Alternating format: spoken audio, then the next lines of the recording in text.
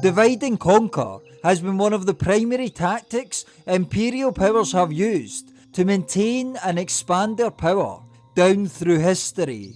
Divide and conquer is a strategy where one power or a group of powers creates divisions in a target group so as to weaken that group, making them easier to conquer or rule. The British Empire employed divide and conquer, also known as divide and rule, extensively in British-controlled India. A notable example of how Britain used divide and conquer in India was when British officials were reorganising the Indian Army after the rebellion or mutiny of 1857. The rebellion began in the summer of 1857 when Indian troops in Meerut turned on British officials and opened fire on them.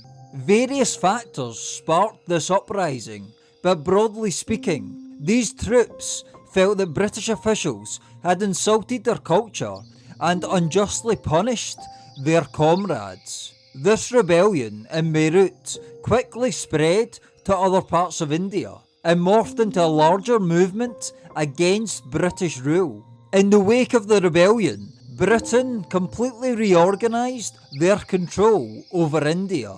The British Crown took direct control over India, as previously India had been controlled on behalf of the establishment by the British East India Company.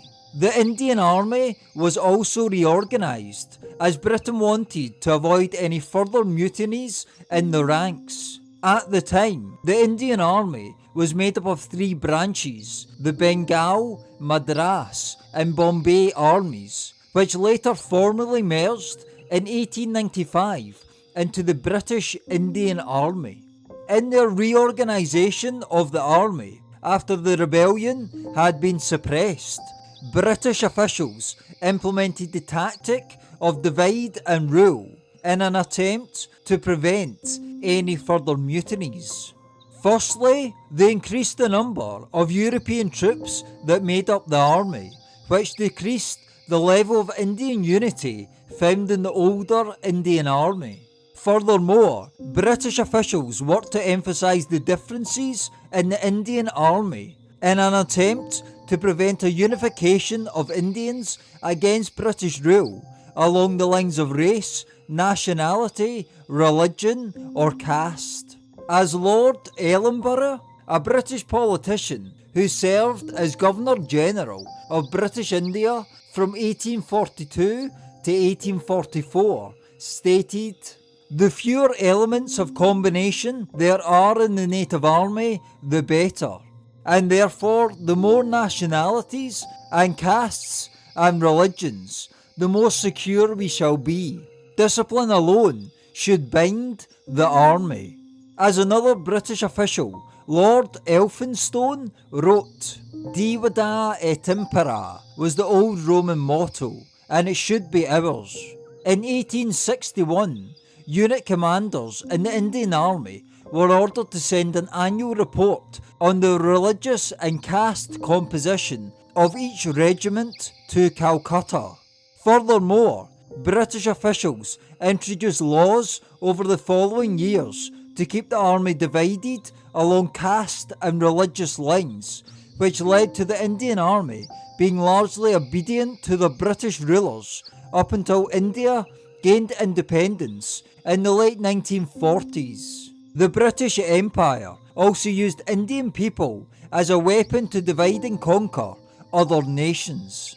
Britain facilitated mass migration of Indian people into other colonial possessions or colonial targets, including in Africa and Burma. This movement of Indian people into other countries helped to create divisions in the target population, and it allowed Britain to use these Indian people as scapegoats for any problems in the area. British officials encouraged native people to direct their anger against these Indian immigrants, which helped to stop the native people focusing on British colonial power as the problem. Yet, even after India gained independence in 1947, Britain's last act was to employ the tactic of division once again, both territorially and between Hindus and Muslims. British India was split into two independent countries, India and Pakistan, with East Pakistan becoming Bangladesh in 1971 after a bloody civil war. And the border line that was drawn in the 1940s has created bloodshed and tensions ever since, notably over Kashmir.